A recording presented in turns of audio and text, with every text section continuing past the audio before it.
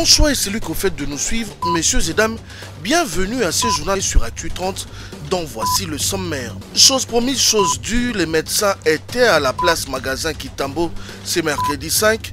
Les blouses blanches, cette fois-ci, ne se sont pas retrouvées pour manifester comme la dernière fois, mais plutôt pour s'apprêter à échanger de vive voix avec le président de la République. C'est ce mercredi que se clôture au Palais du Peuple le mini-sommet Précop, ouvert à Kinshasa depuis lundi. Retour dans ce journal sur ce qu'a été la deuxième journée de mardi. Autre chose, des délégations de la CENI déployées dans 5 pays à travers 3 continents. Objectif, analyser les conditions de faisabilité de l'enrôlement de Congolais vivant dans ces 5 pays. Les détails à suivre tout à l'heure. Déterminés à trouver gain de cause à leurs revendications, les médecins membres du syndicat national des médecins du Congo, vêtus de leurs blouses blanches avec calicot en main, se sont retrouvés comme promis ce matin à la place Kita au magasin pour le début de leur marche. Une marche qui doit avoir comme point de chute la cité de l'Union africaine. Sur place, le secrétaire exécutif provincial du Sinamed Kinshasa a annoncé une rencontre avec le président de la République, Félix Antoine Tshisekedi, signalant déjà que les blouses blanches ont été déjà reçues hier dans la soirée par le Premier ministre Jean-Michel Sama Lukonde. Les médecins en grève depuis le mois de juillet dernier exigent, entre autres, l'amélioration de leurs conditions socio-professionnelles. Nous vous demandons d'être serein, d'être calme, d'être positif, d'être déterminé, car la lutte libère. Et le protocole du chef de l'État sont en train de préparer la rencontre. Nous devons montrer à la face du monde que le médecin mérite mieux. Préparatif de 9e jeu de la francophonie.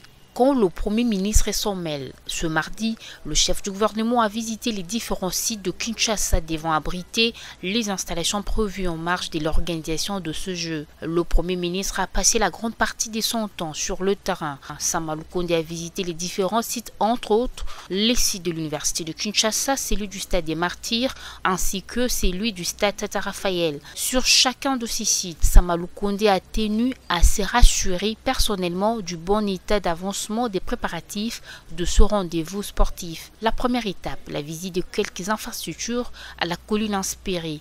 Il s'agit notamment du plateau des étudiants, à l'occurrence les Home 1 à 8, le complexe sportif, le Home Vatican, ainsi que les Home 10, 20, 30, 80 et 150.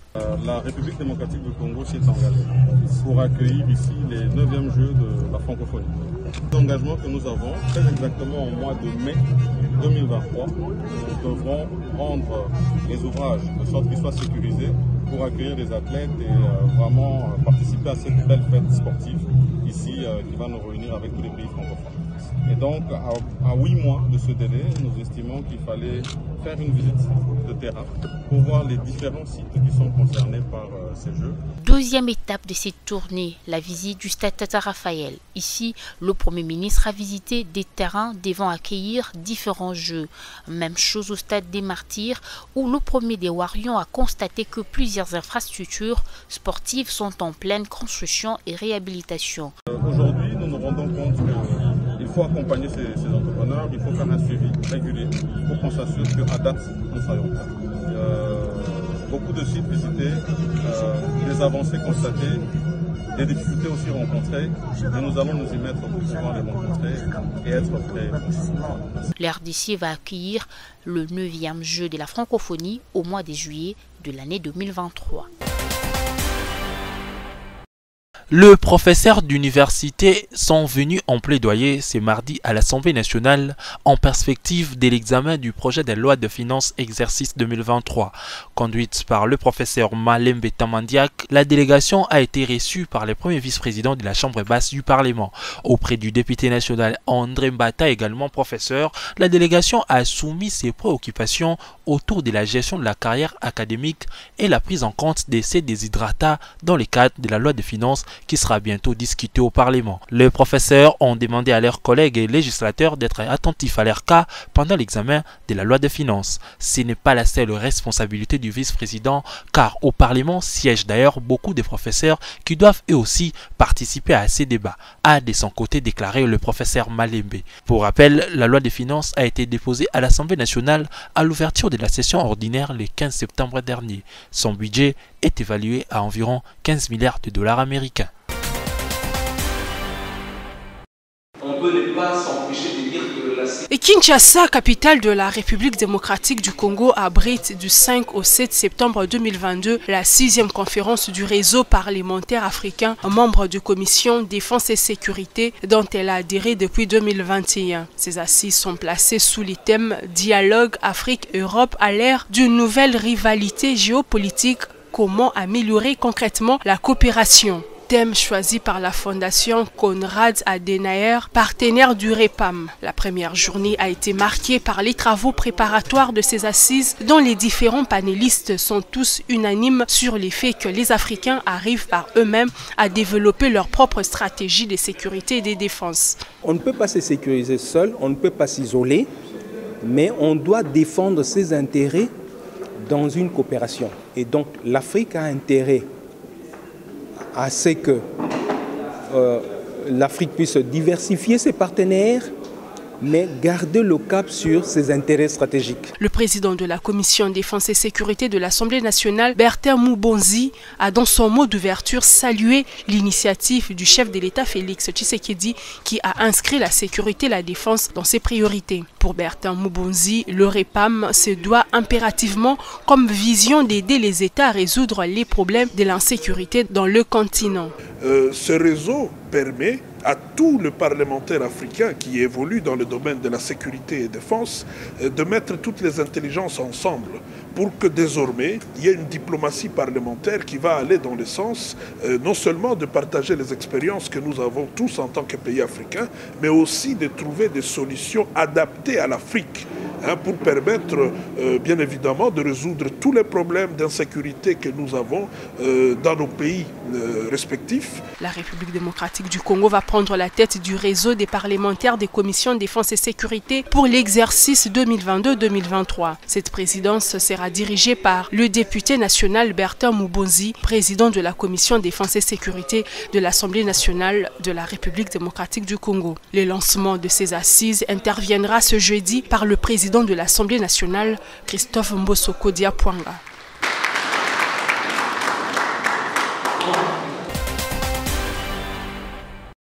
La Commission électorale nationale indépendante prévoit de faire participer une certaine frange de Congolais résidant à l'étranger au processus en cours. Pour tester cette expérience, première du genre pour la RDC, 5 pays ont été retenus par la centrale électorale. Il s'agit de l'Afrique du Sud, la Belgique, la France, le Canada et les États-Unis d'Amérique. C'est dans ces cadres que quelques responsables de la CENI ont été déployés en mission de repérage des sites devant servir pour les opérations d'identification et d'enrôlement des électeurs dans les pays visés. En France, la délégation de la CENI conduite par le premier vice-président Bienvenu Ilanga a été reçue à Paris par l'ambassadeur de la République démocratique du Congo en France, Isabelle Machik Ruth Chombe. La mission du premier vice-président de la CENI prévoyait notamment la tenue des cadres de concertation avec les compatriotes. En Belgique, la délégation de la CENI conduite par le deuxième vice-président Didi Manara est arrivée à Bruxelles avec comme but de recueillir toutes les informations pour l'enrôlement des Congolais résidant dans le Royaume de Belgique. 3 commissions composées des experts de la CENI et quelques diplomates ont été mises sur pied pour analyser les conditions de faisabilité de l'enrôlement des compatriotes résidant au Royaume de Belgique. Un cadre de concertation avec les Congolais de Belgique est prévu sur place à Bruxelles ce jeudi 6 octobre 2022. Entre-temps, en Afrique du Sud, la délégation conduite par Patricia Nseya, rapporteur, est aussitôt arrivée, aussitôt descendue sur terrain pour le repérage des sites d'enrôlement des Congolais résidant au pays de Nelson Mandela. L'un des objectifs de la mission étant de recueillir les avis et les opinions des différents segments de la communauté concernant l'organisation de l'identification et de l'enregistrement en décembre 2022 pour les élections prévues en décembre 2023. L'approche proposée par le chef des missions diplomatiques congolaise de rencontrer la communauté par catégorie et non dans une masse hétérogène a été bien accueillie par l'ensemble de la délégation qui a estimé que les diverses voix de chaque segment seraient utiles pour prendre la température au niveau de la base. Au pays de l'oncle Sam, les membres de la mission de la CENI en terre américaine, dans une délégation conduite par Sylvie Birimbano, questeur adjointe de la CENI, s'étaient entretenus avec le premier conseiller d'ambassade Yves Bachonga, assumant l'intérim de l'ambassadeur Marie-Hélène Mateibo en déplacement de service à New York. Au cours de leur entretien, la questeur adjointe de la CENI, accompagnée notamment de Madame la secrétaire exécutive nationale adjointe, Marie-Josée Kapinga Bondo, a donné les grandes lignes de cette mission avant d'apporter des éléments de réponse aux questions liées aux opérations d'identification et d'enrôlement de Congolais résidant à l'étranger. On rappelle, la CENI envisage de procéder à l'enregistrement prévu au mois de décembre prochain des compatriotes résidant dans les 5 pays retenus pour cette consultation électorale de 2023.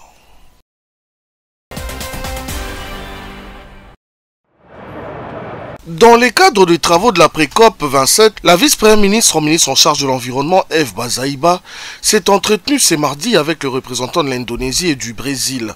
Il était question dans ces échanges de parler de questions d'intérêt commun qui constituent les solutions face au changement climatique. Pour Eve Bazaiba, ces échanges permettent à la RDC d'être dans les mêmes diapasons que le Brésil et l'Indonésie en ce qui concerne les stratégies des revendications de droits.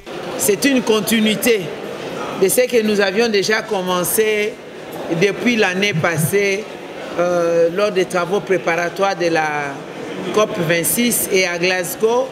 Nous nous sommes rencontrés. Il y a d'abord eu une bilatérale entre la RDC et l'Indonésie, ensuite la RDC et le Brésil, et puis finalement 3 ministres s'étaient rencontrés.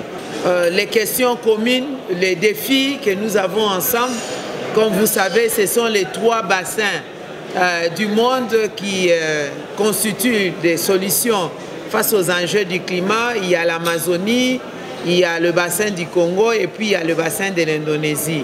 Alors à l'intérieur de cela, il y a des questions très importantes comme ce qui concerne l'exploitation forestière, ce qui concerne l'exploitation des autres ressources naturelles, ce qui concerne le marché des crédits carbone et tant d'autres programmes. Pour rappel, ouvert le lundi 3 septembre par le Premier ministre congolais, les travaux de la pré-COP 27 se clôturent ce mercredi.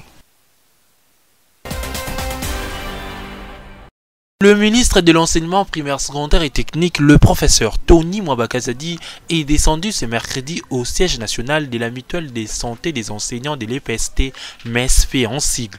Accueilli par Guy Mafuta Kabongo, président du conseil d'administration, le ministre y est descendu pour s'enquérir de l'effectivité et de la qualité des soins administrés aux enseignants. Tous les services qu'organise la mutuelle ont été visités par le professeur Tony Mwaba, qui a reçu les explications sur le fonctionnement par chacun des responsables. Le membre du gouvernement s'est assuré également du processus de l'identification des enseignants. Juste après, s'en est suivi un échange avec l'équipe de la MESP qui a soumis leurs préoccupations au ministre. L'administration de la mutuelle, au final, satisfaite de la visite de Tony Mwabakazadi. Le ministre est venu se rendre compte du fonctionnement, des vrais besoins qu'il y a. Et là, nous avons résolu, c'est une idée qu'il avait déjà, de lancer un atelier pour qu'on exprime les vrais besoins et voir comment le gouvernement va davantage soutenir la mutuelle qui réalise une œuvre sociale dans la vie des enseignants. Nous sommes très contents de recevoir le ministre dans nos murs et chacun de nous a eu à lui dire ce qu'il allait. Un atelier est annoncé dans les prochains jours pour le bon fonctionnement de la mutuelle.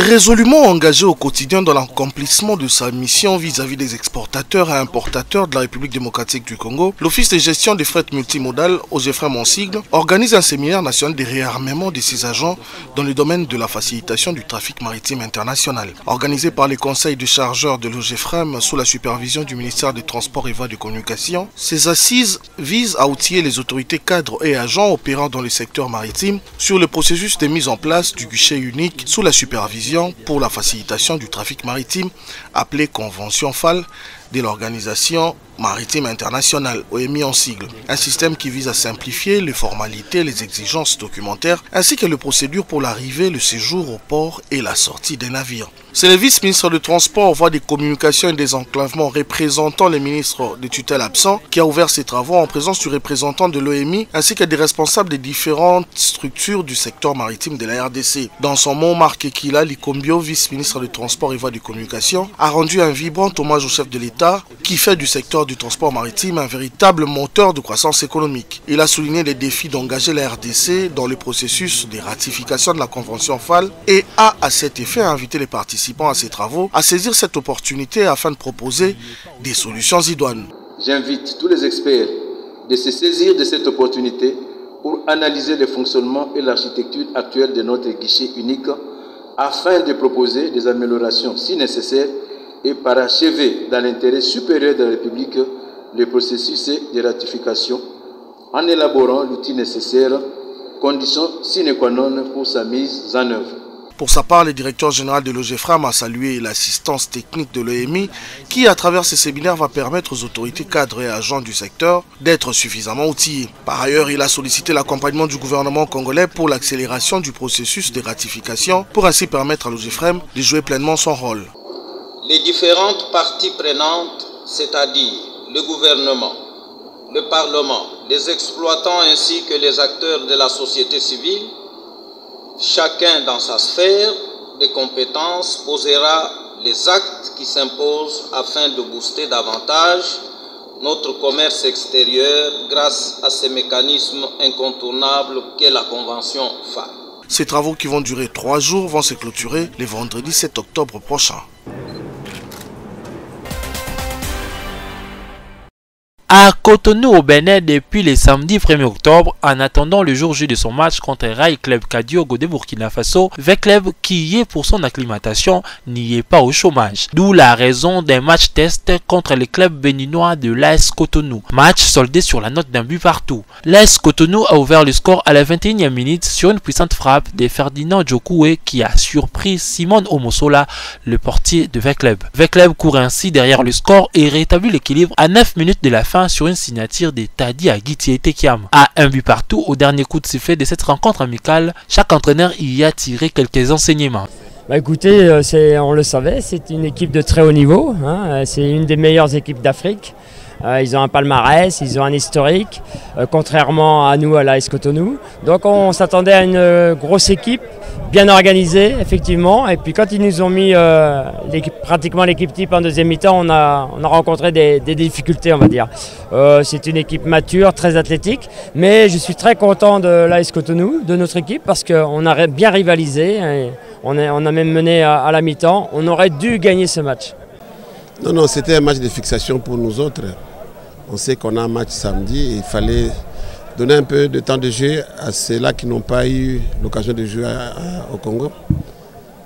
Et là, un match de fixation, c'était quasiment important pour nous, pour avoir l'idée fixe sur l'équipe qu'on va aligner le samedi. Vecleb devra revoir son programme, d'autant plus que son match contre Rail Club de Kadiogo est renvoyé au 16 octobre prochain. La décision est de la CAF qui parle d'un cas de force majeure à la demande du club du Burkina Faso suite à la situation politique qui y prévaut. Notifiés sur cette décision, les dauphins noirs déjà présents au Bénin sont obligés de s'y soumettre. Conséquence de cette décision de la CAF, Rail Club Kadiogo est obligé d'assumer tous les frais payés par les dauphins noirs pour se rendre à nouveau au Bénin en cas d'un retour au pays. Il s'agit des billets d'avion et des frais d'hébergement. Dès ce qui précède, selon la décision de la CAF, le match retour aura lieu à Kinshasa le week-end du 19 au 20 octobre prochain. Difficile à dire donc si Vecleb reviendra donc au pays après ses reports ou restera-t-il sur place au Bénin. La délégation de Vecleb attend une décision de ses dirigeants restés à Kinshasa.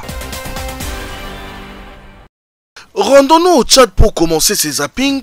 Il avait dit qu'il ne sera pas de la partie dans la course pour la présidentielle après avoir été désigné pour succéder à son père Idriss Déby Itno tué au front en avril 2021. Mais voilà que le Conseil national inclusif et souverain vient finalement de prolonger de 2 ans maximum le mandat à la tête de la transition des Mahatma Idriss Déby Itno, faisant du coup de lui candidat à la présidentielle prochaine.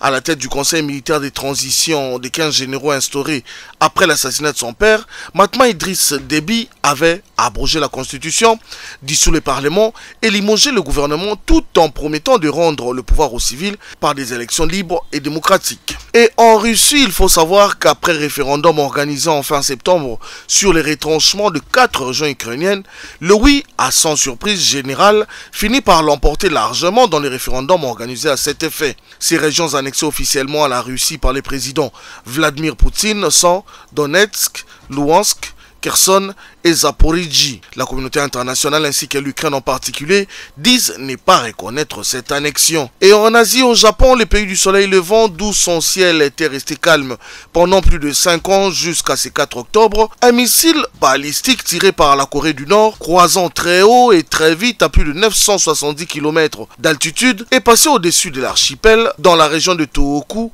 à la pointe nord de l'île de Honshu.